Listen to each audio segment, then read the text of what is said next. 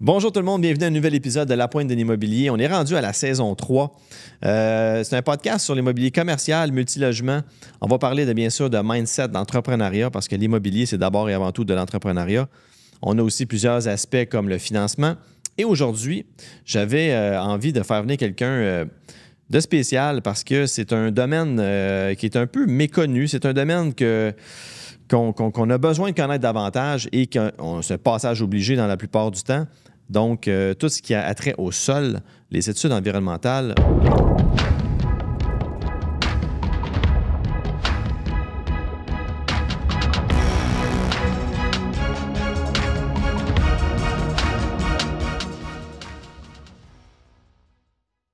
Aujourd'hui, j'ai Nadège Tolari. On ne leur fait pas. Bonjour. Bonjour. Ça va? Oui, très bien, merci. Yes. Vraiment très contente d'être là. C'est vraiment une belle opportunité. Puis oui, c'est un sujet qui peut être extrêmement complexe, déplaisant, mais on va essayer de le rendre le fun à la fin. Oui, c'est ça, parce que c'est pas obligé d'être déplaisant. Non. C'est pas obligé. pas obligé. Parfois, ça l'est, mais... C'est ça. C'est pas obligé si on fait les choses dans l'ordre. Puis c'est ça que je vais essayer d'expliquer un petit peu aujourd'hui. Qu'est-ce qu'on fait? Par quoi on débute? Qu'est-ce qu'on doit faire en amont? Qu'est-ce qu'on doit faire pendant pour que le après arrive le plus vite possible? Exact, parce que moi, je suis sur le terrain en tant que courtier immobilier. Et puis, c'est moi souvent qui viens avec l'annonce là, de dire, bon, ça prend une étude environnementale, on est rendu à telle étape, c'est quoi les étapes qui vont s'en suivre et tout. Puis ça vient même avant qu'on va mettre les meubles sur le marché ou quoi que ce soit. Il y a un travail à faire. Des fois, c'est difficile à expliquer. Des fois, il y a l'incompréhension totale dans ce milieu-là. Puis je suis vraiment content de t'avoir parce qu'on va pouvoir démystifier certains aspects aujourd'hui. Nadège, tu es géologue, docteur en sciences? Oui. Oui. Je soigne pas les humains. Non? Non. Tu soignes le sol? Seulement le sol. OK. Quelques cailloux, des fois. Ouais? Oui, OK. tout à fait. Ça vient avec une coupe de verre de terre et puis... Oui, ben moi, je ne suis pas un vrai géologue, comme disent mes collègues. J'ai l'équivalent d'un baccalauréat en biologie, une première maîtrise en enfouissement des déchets nucléaires, une deuxième maîtrise en même temps qu'un doctorat en exploration minière. Donc, je suis vraiment un géologue bizarre pour mes collègues. Mais c'est quoi d'abord un vrai géologue? Un géologue, c'est qui fait géologue jusqu'à la fin. OK. Non, je pense que j'ai hésité un petit peu, mais la seule chose dont j'étais sûre, c'est que je voulais finir entrepreneur. C'est pour ça aussi que j'ai eu la chance pendant mes études de travailler pour un courtier immobilier à Chicoutimi, à l'époque où c'était l'ACAI Concorde, ça donne mon âge. Et je pense que j'ai eu la piqûre. J'ai eu la piqûre pour l'entrepreneuriat et l'immobilier en plein milieu d'un doctorat en géologie. J'ai fait quand même géologue une dizaine d'années et j'ai décidé en 2015 de me lancer dans l'entrepreneuriat. J'ai eu l'opportunité au sein de Multitest qui c'est ça. relayait un peu les deux. En fait, Multitest offre 7 types de tests liés à l'immobilier. OK. Mais avant que tu ailles plus loin là-dedans, là, c'est ça, tu es rendu... tu es nouvellement propriétaire de Multitest, c'est que je comprends? Non, Multitest, j'ai été un petit peu discrète, mais j'ai acheté 40 donc une bonne partie quand même en 2016. OK, quand même. Ça fait une couple d'années. Oui. Mais je suis une personne de l'ombre. À cause de toi, je suis dans la lumière aujourd'hui. Ben oui, on est dans la lumière aujourd'hui. Il y a beaucoup de gens qui nous écoutent. Mais oui, je suis restée un peu plus discrète au début sur mon cheminement entrepreneurial parce que j'essayais de vraiment bien maîtriser plusieurs aspects. Puis 7 tests, c'est beaucoup. C'est beaucoup de connaissances. Oui, on fait l'amiante, la moisissure, l'environnement, la géotechnique. Donc, ça m'a demandé quand même plusieurs années pour bien maîtriser mes sujets, pour être assez solide, pour pouvoir vraiment me sentir confortable à aider tous mes clients. Oui, je comprends. Voilà. Moi, je vous ai connu, vous étiez vraiment plus dans la périte. Oui. Pour moi, multitest, périte, multitest. Multitest. Oui, on est ceux qui en faisons le plus au Québec, c'est sûr. Puis on fête notre 25e vendredi. Félicitations. Le 8 mars. Wow. Oui, Journée de la femme, 25 ans de l'entreprise. Ouais. C'est quand même une étape importante. Puis c'est vrai qu'on a été beaucoup connus pour la pyrite, mais en fait, ça fait 20 ans qu'on fait tous les autres tests. Donc, vraiment intéressant de savoir comment on a pu diversifier ça avec le temps. C'est sûr qu'en 2018, ce qu'on a fait pour vraiment servir encore mieux nos clients, je suis allée acheter Gestanv, qui est NG2 Inc. aujourd'hui, qui fait 100% de nos études environnementales. Donc, c'est une équipe dédiée d'une vingtaine de personnes juste pour nos clients d'environnement. OK. Donc, l'étude environnementale, phase 1, phase 2, phase 3... réhabilitation, vraiment le tout. C'est un package. Tout, on fait tout. OK. OK, parfait.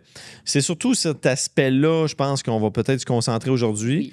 Parce que c'est un aspect qui, justement, c'est ça, pour que le monde comprenne, ben, j'ai dit souvent, 7 logements et plus, on a besoin d'une étude environnementale.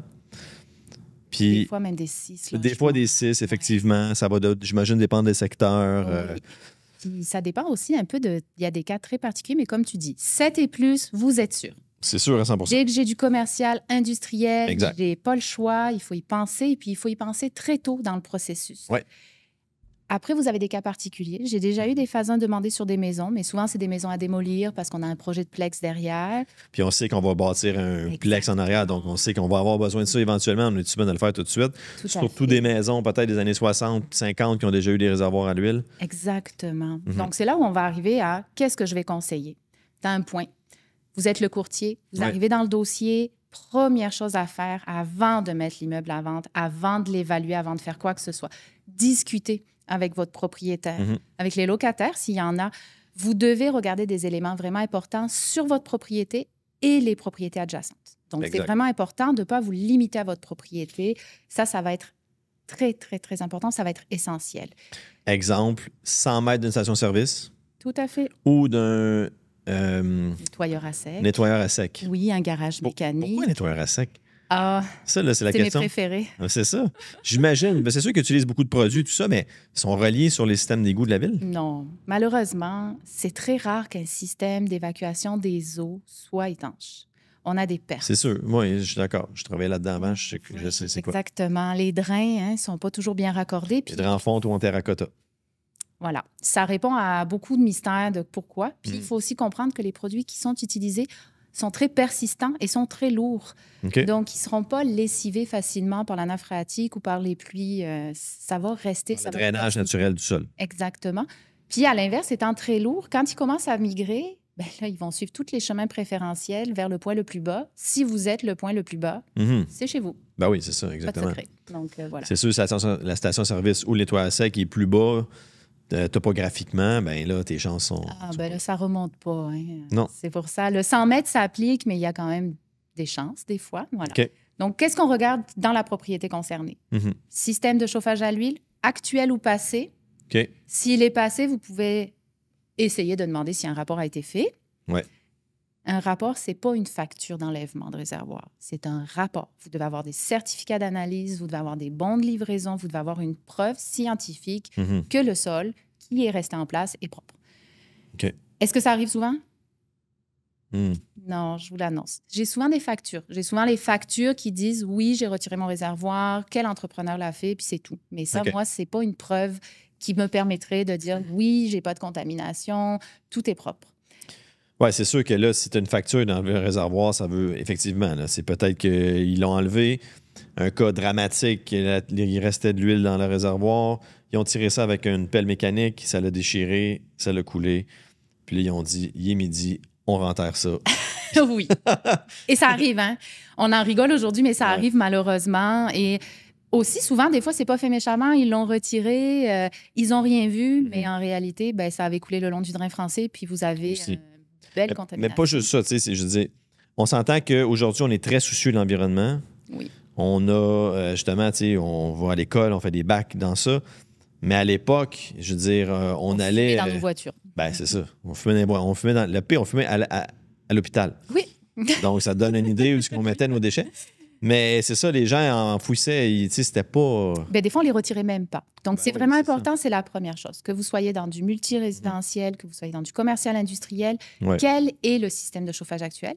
Quel était le système de chauffage? Okay. Puis faites attention, vous allez vous faire dire « Ah, mais le réservoir, il est neuf. » Bien, s'il est neuf puis que le bâtiment a été construit en 1950, on s'entend, c'est pas le premier réservoir installé. Non, c'est juste le dernier.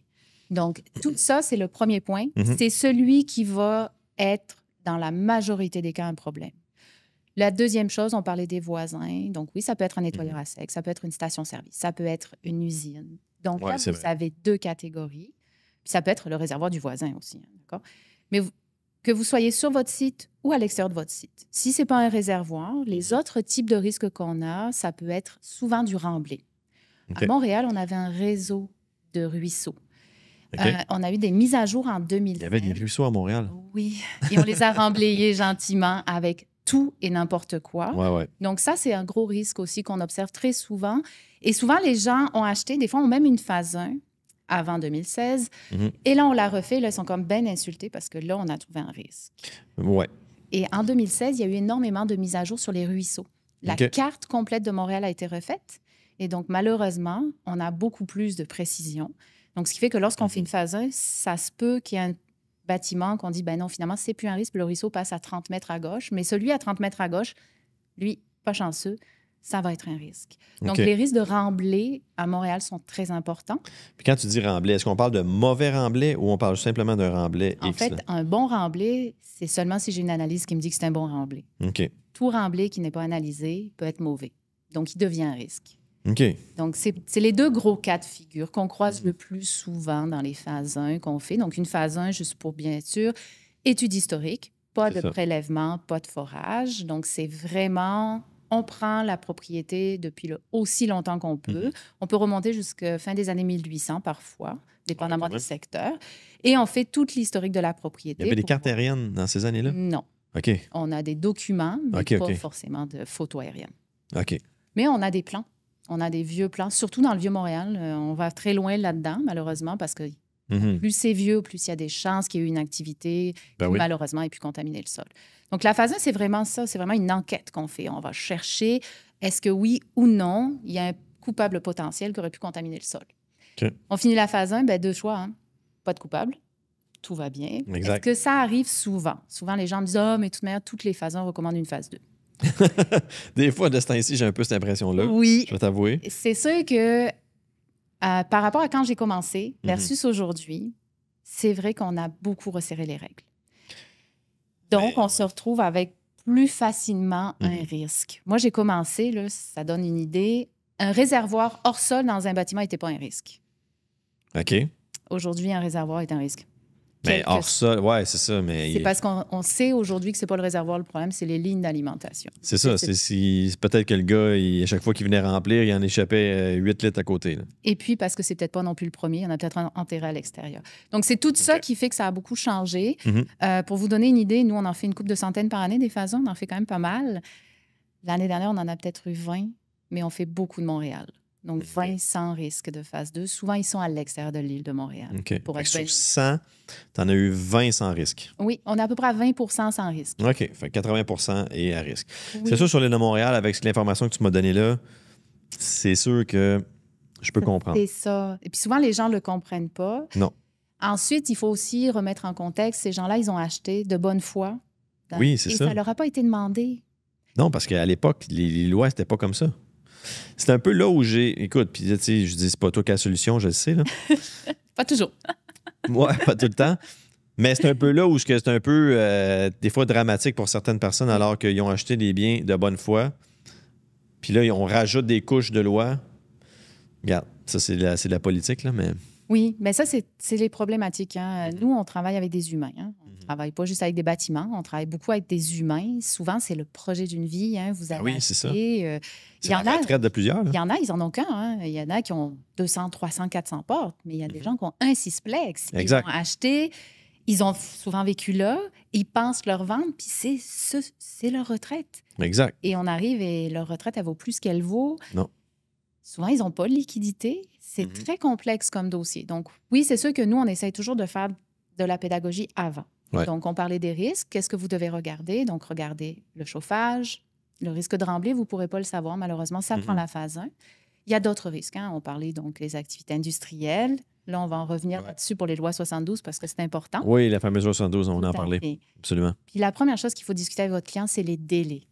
Si vous avez le moindre indice que la phase 1 va recommander une phase 2, un réservoir qui vous fait, quand vous rentrez au sous-sol, il faut parler à votre client tout de suite. Ça va prendre une phase 1, ça va prendre une phase 2. On est dans le marché, là, pour les gens donner une idée, une phase 1 en bas de 1500 $, c'est très rare. C'est très rare, effectivement. Moi, puis souvent, les gens disent, je l'ai trouvé, elle n'est pas trop chère. Je dis, écoutez, là, à un moment donné, c'est peut-être pas la meilleure idée de prendre la moins chère dans un domaine comme ça. Il y a un problème, oui. Et puis, on le voit. C'est-à-dire que quand le marché va bien, que les taux d'intérêt sont bas, les gens vont augmenter leur prix. Puis des fois, vous avez des phases 1 très moches, même à 2000 $. Et quand le marché se rétrécit, des entreprises peut-être plus petites vont pouvoir, pour essayer de garder du marché, diminuer leurs frais à la vente. Il faut comprendre qu'une phase 1, c'est le rapport qui coûte le plus cher à produire pour une entreprise. Et c'est la recherche. C'est celui qui est le moins cher. Parce qu'on doit payer pour l'accès à l'information, pour certains documents, certains rapports antérieurs, des rapports d'assurance, intelligence Opta. Et le temps aussi passé en arrière là-dessus. Je veux dire, quelqu'un qui est en arrière n'est pas rentable. C'est ça. Ça n'est jamais rentable. En termes de temps et de frais, c'est ça, effectivement, à 1 500 $, le profit n'est pas énorme. Non, il n'est pas là. Il ne soit pas là. Non, il n'est pas là. En fait, il sert très certainement dans une entreprise à faire travailler ton équipe pendant une période où tu as moins de phase 2, parce que souvent, elles sont en amont des phases 2. OK. Puis c'est pour ça aussi, c'est un peu un défi du marché. C'est pour ça que les gens nous reprochent de dire, ta phase 1 recommande une phase 2, c'est là où tu vas faire de l'argent. Et je comprends qu'est-ce que ça peut paraître pour un investisseur. Exact. Malheureusement, pour eux, on est très régis. Nos rapports sont vraiment très encadrés. Tu ne peux pas mettre un risque parce que cette semaine, ça tente de mettre un risque. Je m'ennuie, au lieu de me faire les ongles, tu risques dans une phase 1. Ça ne marche pas. En fait, tu as besoin de faire tes ongles. Fait que là... Oui, il faut aussi. Fait que là, il faut faire une phase 2. Voilà. Je fais des blagues. Donc, c'est pour ça qu'on fait, en fait, vraiment très attention, mais qu'il faut expliquer. Un risque qui doit être prouvé.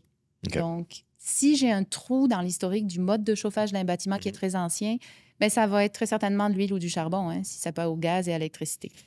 Ah oui, et on chauffe nos bâtiments en hiver au Québec. C'est surprenant, mais c'est comme ça depuis longtemps. Oui, absolument. Voilà. De moins en moins cette année, c'était bien. Oui, laisse 10 ans, puis on va être correct. Plus de réservoir à l'huile. Bien correct. Dans 10 ans, on va juste éliminer les chauffants. On va faire la conversion, on va enlever les câbles. Tout à fait. Un peu de solaire, ça va être bien comme il faut. Ah oui, ça va être parfait. Oui.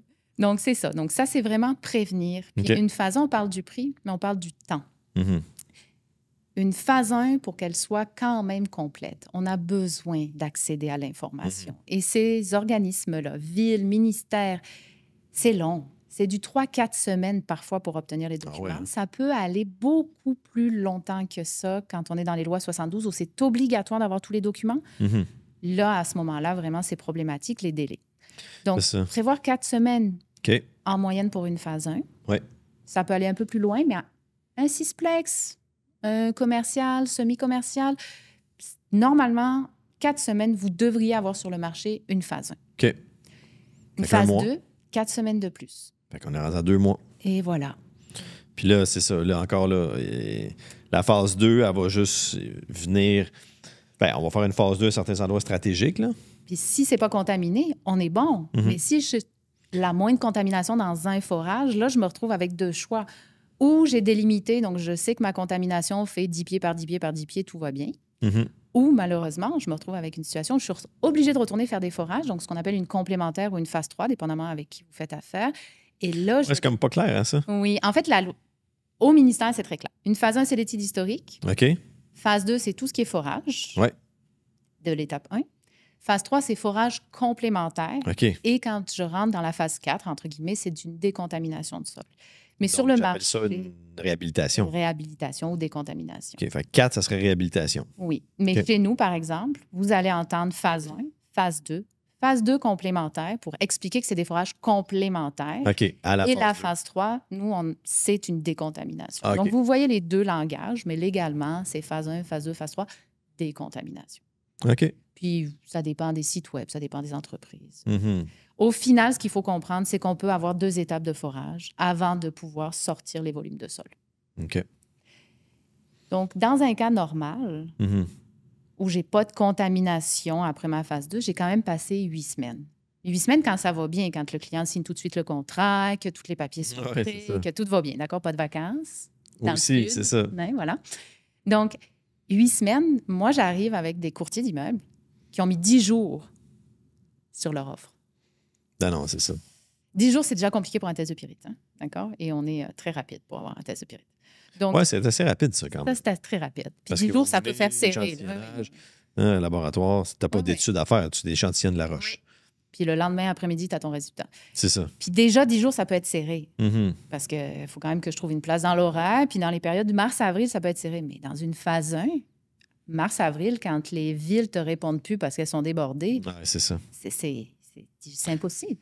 Non, ça c'est sûr qu'écoute, je force à dire que c'est pas des courtiers dans ce cas-ci, qui ont une grande expertise du processus commercial ou du processus comme ça, là.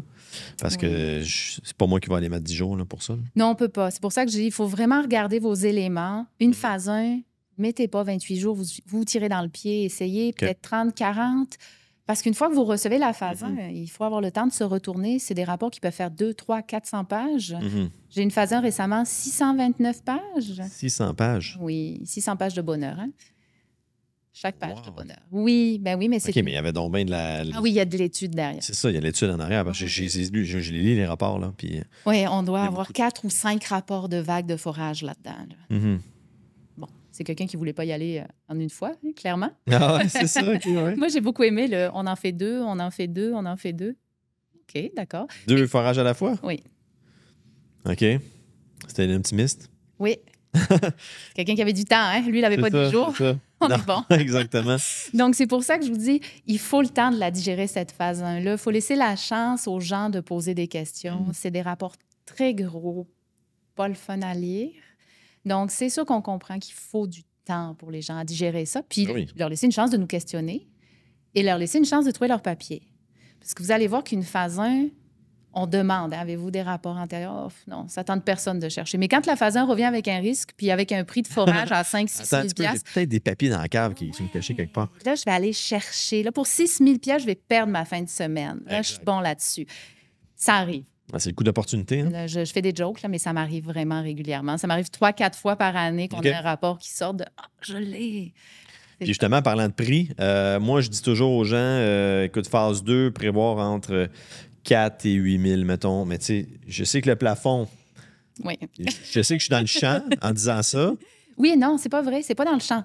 La majorité des cas... cas... un barème, là. Voilà, un cas de réservoir, ça va varier entre 4 et 5. C'est ça. Puis dans la majorité des cas, c'est ce que vous allez trouver. Après, si vous êtes dans un domaine où vous faites de l'industriel...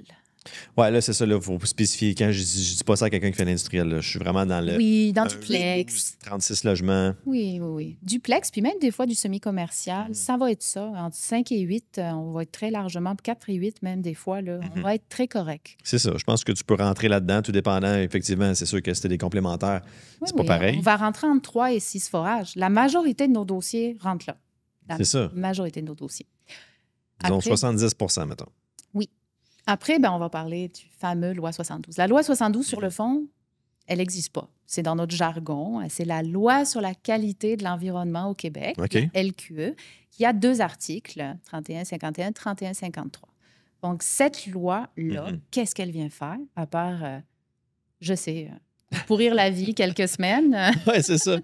Je le dis en riant, là, mais même pour nous, hein, ça nous arrive d'avoir la surprise. Ça nous arrive de faire une phase 1 sur un plex, de penser que tout va bien dans la vie. Et bingo! Il y avait une fonderie. Il y avait un atelier d'usinage. Oui, les fameux ateliers d'usinage qui, mon Dieu, utilisent beaucoup d'huile, les autres. Ah, puis des métaux, puis beaucoup de choses aussi. Donc, c'est sûr que la première chose, quand je vous disais, regardez votre propriété, regardez les propriétés adjacentes. Allez télécharger l'annexe 3. L'annexe 3? Oui. Si vous ne savez pas où la trouver, vous appelez chez Multitest, on va vous l'envoyer. D'accord? Il n'y a pas de problème, c'est gratuit. Gardez-la. C'est écrit très petit, puis il y a plusieurs pages, et c'est la liste de toutes les activités qui font en sorte de déclencher cette loi-là à un moment donné. Donc, il y a 2 choix. Ou cette activité-là a eu lieu sur la propriété avant 2003, ou cette activité-là a eu lieu après 2003. Donc, avant et après 2003. Oui, le jour où on a mis en place cette loi. OK. À date de 2003, cette loi-là. Oui. Donc, tout ce qu'il y avait avant, bonne chance. OK. C'est ça. Puis depuis, elle a changé un peu quand même. Hein? Ils l'ont amélioré, si on veut. Puis en gros, elle consiste en quoi, cette loi-là? Parce que ce que je comprends, c'est quand il y a un changement de... Je dis toujours le mot vocation, là, mais je pense que c'est pas l'usage. Merci. En fait, c'est un changement d'activité ou une cessation d'activité. C'est ça. Donc, vous avez le choix. Si l'activité qui est sur la maudite liste... hein, donc, en gros, cette liste-là, ça va être station-service. Il n'y a pas les nettoyeurs à sec. Ah, drôlement. Non, hein? OK. Je sais. C'est mes préférés, mais ils ne sont pas là. Bon. Vous pouvez avoir fonderie, atelier d'usinage, paint shop. Vous en avez beaucoup. Hein. Vous avez aussi tout ce qui est pâte et papier, encollage de bois, compression de bois. Vous avez des encres, encriers, imprimerie. OK. Donc, principalement beaucoup qui utilisent des tous métaux. les produits. Ah, ouais, c'est ça, ouais, de l'encre, c'est des métaux. Métaux, teintures. Oui. Les teintures, c'est à base de métaux souvent. OK. Hydrocarbures, colle, COV. Donc, tout ce qui est composés organiques volatiles. Donc, imaginez toutes les choses qui sentent vraiment pas bon quand vous rentrez là. Ce genre de produit-là. C'est pour ça que c'est un peu surprenant de ne pas trouver les nettoyeurs à sec là-dedans, là, mais c'est ça. Il fallait en enlever un, j'imagine. Donc, voilà. Oui, c'est ça. Plus de place en bas de la page, on enlève une ligne. Je ne sais pas pourquoi ils ne sont pas là. Ouais. Javel. C'est ça. Donc, si vous avez une activité sur votre site, je répète, sur votre site, pas sur les sites adjacents comme on a dit tout à l'heure, vraiment sur votre site. C'est sur le site. C'est sur votre site. D'accord? Et si votre site est composé de plusieurs lots, même si c'était que sur un lot, ça marche. OK. D'accord? Donc, posez des questions, lisez-là, cette liste-là, puis questionnez un petit peu vos propriétaires, essayez même de voir Google Maps, Street View, remonter, voir des fois, on trouve des choses intéressantes sans forcément faire une phase 1. Déjà, vous pouvez avoir de l'information. Si cette activité, donc n'importe quelle activité sur la liste, a eu lieu ou a lieu sur votre propriété, vous vous retrouvez à poser plusieurs questions. OK. La première, mettons que ça a eu lieu avant 2003. À partir de là, ben, la loi n'existait pas. Donc, c'est impossible que ce qu'on appelle la loi 72 ait été faite, donc phase de étude hydrogéologique, tout envoyé au ministère, blablabla, parce que ça n'existait pas. Donc, le ministère, pour se rattraper, pour faire du rétroactif, a mis en place un système de, si tu changes ton usage après 2003, on fait du rétroactif. Tu dois faire toutes les études qui auraient dû être faites quand ça s'est arrêté, mais on ne pouvait pas savoir, la loi n'existait pas. Donc, c'est ce qu'on appelle un changement d'usage. OK. Wow. Donc, mettons, vous avez un coin de rue, aujourd'hui, c'est une crèmerie. Ça a une belle crèmerie. Ben oui, c'est ça. Ça pue pas la crème. C'est magnifique, hein? Moi, j'aime ça. Donc, là, le monsieur veut vendre. Votre acheteur, un bon développeur, des condos, un coin de rue accessible, métro pas loin, magnifique projet. On a un changement d'usage. À la phase 1, on va découvrir que ce coin de rue-là, c'était une station-service en 1970. On enclenche la loi 72. On doit faire une phase 1 complète. Elle ne prendra pas 4 semaines. OK. Tous les documents. Tous les documents. Elle va coûter plus cher parce que malheureusement, on va nous demander de payer pour accéder à plus d'informations. OK. Et on va attendre de recevoir cette information-là. Ça va te prendre une phase 2 conforme. Qu'est-ce que ça veut dire? Ça veut dire qu'il risque d'y avoir un peu plus de forage. OK. Qu'il va y avoir des puits, obligatoirement. Là, les puits... Ça, c'est ça, le petit volet. Un forage et un puits, c'est pas pareil. Un puits, c'est un puits d'accès. À l'eau, à la nappe phréatique. OK. Et il faut trouver l'eau. Même si on a du roc? Même si on a du roc. Je l'aime celle-là parce qu'on a eu une situation comme ça récemment. Exactement. Et je peux vous le dire, quel que soit mon point de vue scientifique là-dessus, il faut trouver de l'eau. Il faut trouver de l'eau. Donc, ça veut dire que si tu pognes le roc, tu dois percer le roc pour aller trouver ton eau. Oui. Mais... si tu as trouvé du contaminant, parce que là, on s'entend, tu as fait ton puits, as-tu fait un échantillonnage en faisant ton puits? Oui, parce qu'on fait un forage avant toujours. OK. Pour rentabiliser la chose, tant qu'être là. OK. Fait que là, tu sais que tu n'as pas de contaminant. On ne le sait pas forcément. Mais tu as fait un forage. Fait que oui, mais le forage, il va partir à l'analyse. Je vais avoir les résultats dans 24, 60. Ah, OK. Puis là, au même moment, tu fais ton forage puis tu crées ton puits. Oui, normalement, c'est ça qu'on fait. Il ne faut pas faire déplacer 2 fois la machine pour faire payer beaucoup plus cher le client. Il faut savoir que ces machines-là qui vont aller là sont quand même plus imposantes. Ben oui, c'est sûr. Passent pas partout et coûtent plus cher. Donc, idéalement, ce qu'on fait, c'est que si on a de l'information comme quoi la nappe phréatique est haute dans le secteur, on va rentrer une machine plus petite qui va nous permettre, sans forcément percer le roc, d'atteindre l'eau si on sait que l'eau est au-dessus du roc. Puis il y a des secteurs, puis des périodes dans l'année de plus en plus où la nappe phréatique va baisser. Et donc là, oui, on va se retrouver à être obligé de percer le roc. Donc, ça peut arriver qu'on soit obligé de retourner. Tu fais ça au mois de juillet ou... Sauf l'année dernière. L'année dernière, le mois d'août, c'était magnifique. Ouais? Il pleuvait tous les jours. Ah oui, OK. Bon Dieu qu'on a mémoire courte, je m'en rappelais pas. Ah non, l'été dernier, c'était été à vie. OK, donc, voilà.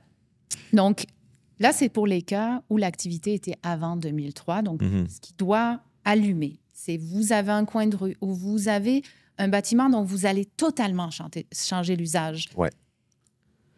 Posez-vous des questions. Puis ça se peut que vous n'ayez pas les réponses. Ça se peut que c'est la phase 1, malheureusement, qui va être nécessaire pour répondre à cette question-là. Malheureusement, des fois, on ne le sait pas, c'est trop vieux. D'accord? Ouais, c'est ça. Et voilà. Ces cas-là, Vous aurez beau faire tout votre travail comme il faut, prévenir tout ce que vous voulez. Ça nous arrive, même à nous, ça m'arrive de faire un prix Fasan normal et de me retrouver avec une loi 72 en cours de route. Là. Okay. Est-ce que ça nous arrive souvent? Non, parce qu'on commence à voir les symptômes. Là. Les coins de rue, c'est pas bon, les coins de rue, d'accord? Ça sent la station-service une fois sur deux. Voilà. Mais après, on peut avoir des surprises, comme tout le monde. La station-service ou le garage du coin, là, c'est souvent... Voilà. Il y avait une petite pompe dans les années 60. Ah oui, c'est ça. Magnifique. Et sinon, on a le deuxième volet. Votre activité a cessé après 2003. Donc, si les gens ont fait bien les choses, théoriquement, vous avez la loi déjà 72 déposée au ministère. Donc, vous refaites la loi 72 sur la fast track, entre guillemets, si vous changez l'usage. Mais théoriquement, ils ont tout fait. Donc, ils savent si c'est contaminé ou pas. Puis, ils sont décontaminés déjà si ça l'était, théoriquement. D'accord? Pourquoi, théoriquement? La réalité, c'est que je me retrouve avec énormément de dossiers où ça n'a pas été fait, même après 2003. Ah oui. Et pourquoi? Tout simplement parce que souvent, les gens ne savent pas. Puis les gens font selon ce que la banque demande. La banque ne demandera jamais une loi 72. Moi, j'ai déjà eu un courtier qui m'a dit « Mais la banque ne m'a pas demandé de loi 72. » Non. Non, la banque avait une étude conforme. La banque avait une phase 1. C'est ça. Puis si ta phase 1 te dit « C'est une loi 72 », la banque s'en fout. Elle veut juste que tu continues à te conformer à ce qui est demandé. Elle te demandera pas « Je veux une loi 72 ». Non, mais dans ton... Mais dans ma phase 1, ça va être mis. Dans ta conclusion, ça va être dit, c'est recommandé de faire ça. La banque lit ça, elle dit, bon, mais t'as pas fini. Continue. Allez, reviens. Elle va faire tes devoirs. C'est exactement ça. Mais elle ne te demandera jamais par écrit, fais-moi une loi 72. C'est pas à elle de décider. Elle veut une phase 1 ou une phase 2 ou un rapport de décontamination qui dit que c'est beau, que ça va, puis qu'on va financer. C'est ça. C'est tout ce qu'elle veut. Donc, un changement après. Donc, vous arrivez, c'est un industriel, il y a des locataires. J'adore les locataires dans ce temps-là. Et vous avez un atelier d'usinage. Okay. Là, vous avez un nouvel acheteur qui, lui, va arrêter les baux de tout le monde, changer complètement. C'est ça, il va faire un salon de coiffeur, mettons. Voilà. C'est n'importe quoi, mais... Là, c'est ce qu'on appelle une cessation d'activité visée. Ce n'est pas un changement, c'est une cessation. On va arrêter une activité qui est sur cette liste-là. On se retrouve dans la même situation. Phase 1, phase 2, études hydrogéologiques. Le tout doit être attesté par un professionnel, doit être envoyé au ministère de l'Environnement. Et si c'est contaminé, c'est la question qui tue.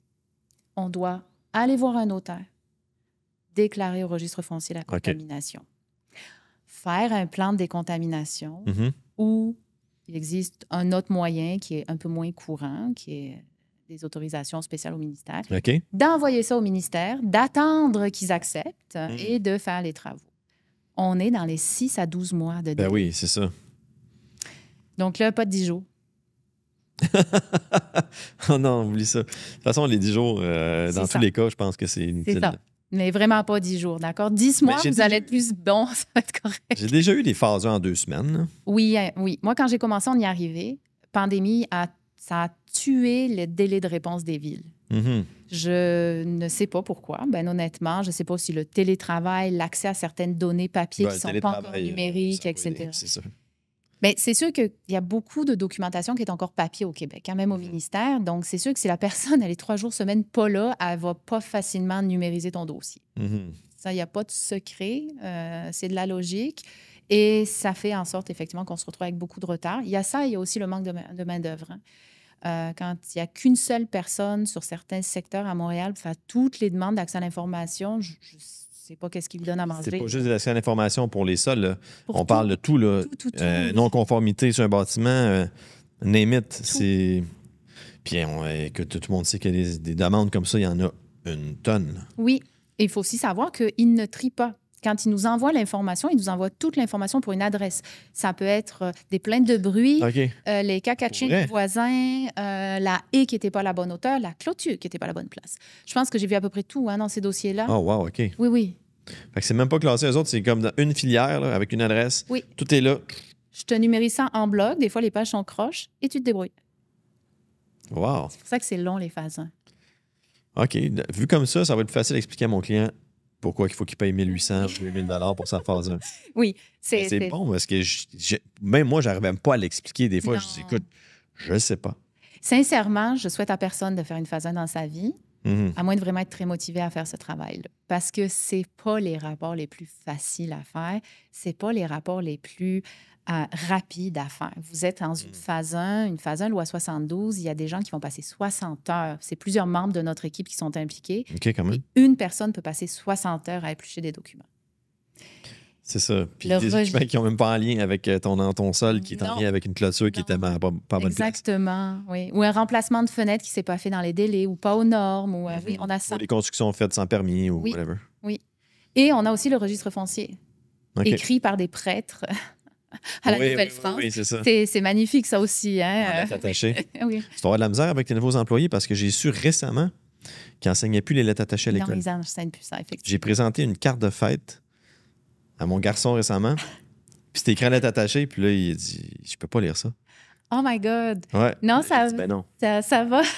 On était assis à la table. Je suis allé voir tous ses amis. Ouais. J'ai dit « Lis-moi ça. » Ils m'ont tous dit « Je peux peut-être te dire qu'est-ce qu'il y a dessus, mais je comprends pas. » Moi, j'ai fait une partie de mes études en France, ça s'entend. Je sais écrire en lettres attachées calligraphiées, ce qui était obligatoire avec une plume.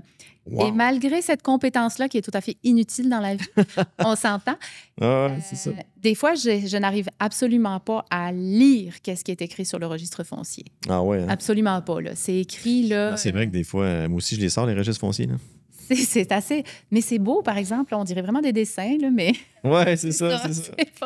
Sauf que c'est important de savoir ce qu'il y a dessus, de l'information. C'est ça. Donc, c'est pour ça que je disais, c'est beaucoup de travail et c'est important l'activité sur place. Là, j'ai parlé des locataires. Une question que je me fais souvent, pour ne pas dire tout le temps poser. Ouais. Le locataire fait l'activité. C'est lui qui la cesse quelque part, puisque c'est lui qui s'arrête parce qu'il arrête son bail. Qui est responsable? En fait, c'est sûr que là-dessus, je peux peut-être faire un bout de chemin. T'sais. Oui, vas-y. C'est comme, à un moment donné, c'est aussi dans les baux, c'est aussi dans les garanties que le locataire, il y a probablement des dépôts de garantie pour ça que, c'est sûr, si le propriétaire n'a pas fait un travail en amont, là, il va avoir un problème quand son locataire va s'en aller parce que, mais encore là, il faut qu'il sache qu'il faut qu'il fasse ça. S'il ne sait pas, il n'a pas prévu ça dans ses baux, il n'a pas pris des dépôts. Pas juste les dépôts. Mais là, je lance une idée comme ça de dépôt. Un dépôt, c'est excellent. Mais nous, ce qu'on conseille, c'est de faire un baseline en bon québécois, je m'excuse. Donc, en gros, c'est une étude de caractérisation des sols à la base. Vous savez, mettons, vous représentez un propriétaire qui va louer un local commercial. Puis là, il vous arrive avec moi, je vais faire telle activité ou telle activité, puis vous êtes le courtier. Ouais. Regardez si c'est à l'annexe, l'activité. Regardez le quotient. Grattez un peu avant de commencer à rédiger le bail. Pourquoi? Bien parce que si c'est dans l'annexe, ce que je vous suggère, c'est faire ce qu'on appelle un baseline, c'est-à-dire vous allez caractériser le sol et l'eau. On n'en fait pas trois depuis, là. On n'a pas obligé de s'acharner. On n'est pas en loi 72. Hein. C'est ça. OK? On va juste vérifier comment c'est sale juste que le sol... ou propre avant de commencer. C'est ça, exact. On prend ce rapport, on le met en annexe du bail. Mon gars, quand tu vas t'en aller, tu me remets dans le même état. Parce que c'est bien beau. Moi, j'ai déjà vu un bail avec une clause de remise en l'état. J'ai dit, OK, mais c'était quoi l'état? C'est ça. Puis tout le monde me regarde. Ben, c'était propre. OK. Ouais, mais le rapport est où? Il y a un fourrage. C'est ça. C'était propre comment? Propre, la dalle de béton était propre ou ta nappe phréatique était propre? On s'entend, c'est pas le même concept. Hein? Rien. Donc, il y a quelqu'un qui a eu l'intelligence et la brillance. Moi, je mets quand même une note à la personne qui a dit, OK, guys, il faut quand même mettre de quoi dans le bail parce que c'était très bien rédigé. J'ai bien aimé la clause. Et naïvement, j'étais comme, OK, mais votre rapport, il est où? On n'a pas de rapport. Ben, il sert à rien. C'est ça. Le jeune courtier qui a été là et qui t'a super bien conseillé, le pauvre, il a travaillé pour... un détail important. Ben, c'est parce qu'il a peut-être conseillé à son client, va faire ton test environnemental, mais si le client, après, fait rien, on peut le signer, ce bail-là, mais le courtier a travaillé pour rien. Oui, absolument. Donc ça, c'est quelque chose qui est une approche intéressante, qui se fait avec les stations-service. OK.